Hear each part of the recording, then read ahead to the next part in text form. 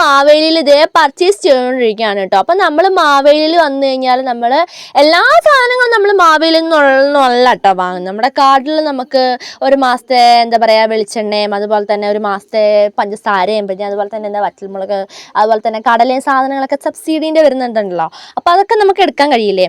അപ്പോൾ അങ്ങനെയുള്ള നമ്മൾ പഴവർഗ്ഗങ്ങളല്ലോ ധാന്യങ്ങളെല്ലാം നമ്മളിത് കളക്ട് ചെയ്തുകൊണ്ടിരിക്കുകയായിരുന്നു കേട്ടോ. അങ്ങനെ അവരെല്ലാ സംഭവങ്ങളും ഇതേ കളക്ട് ചെയ്തുകൊണ്ടിരിക്കുകയാണ്. അമ്മയാണെങ്കിൽ മുഖം വേർത്തിട്ട് മുഖം തുടച്ച് മുഖത്തുള്ള എല്ലാ തോലും പറിച്ചെടുക്കാൻ പാകത്തിനാണ് കേട്ടോ എടുത്തുകൊണ്ടിരിക്കുന്നത് തുടച്ചുകൊണ്ടിരിക്കുന്നത്. അങ്ങനെ നമുക്ക് ലാസ്റ്റ് ലിസ്റ്റ് ഇടണം. അപ്പോൾ ബില്ല് വന്നിട്ടുണ്ട് കേട്ടോ.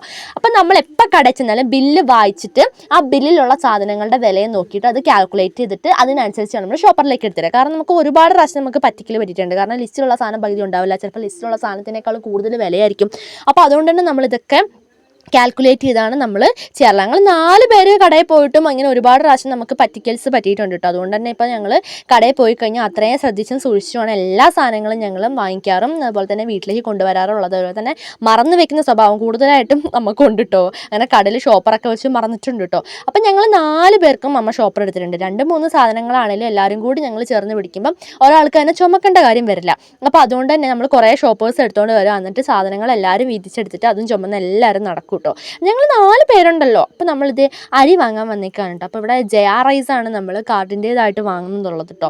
അപ്പോൾ ജയ റൈസൊക്കെ വാങ്ങിയിട്ട് നമ്മൾ മോസ്റ്റായിട്ട് നടക്കണം. എനിക്ക് സത്യം പറഞ്ഞാൽ ജയ റൈസ് ഇഷ്ടമാണെന്ന് ചോദിച്ചാൽ വലിയ ഇഷ്ടമൊന്നുമില്ല. കാരണം എനിക്ക് ഇറങ്ങിപ്പോയില്ല തൊണ്ടേന് താഴേക്ക്. അങ്ങനെ പറഞ്ഞിട്ടുണ്ടെങ്കിൽ ഭയങ്കര ബോൾ ആയിട്ടുള്ള റൈസ് അല്ലേ, അതുകൊണ്ട് തന്നെ ഭയങ്കര ഹാർഡായിട്ട് എനിക്ക് തോന്നിയിട്ടുണ്ട് കേട്ടോ.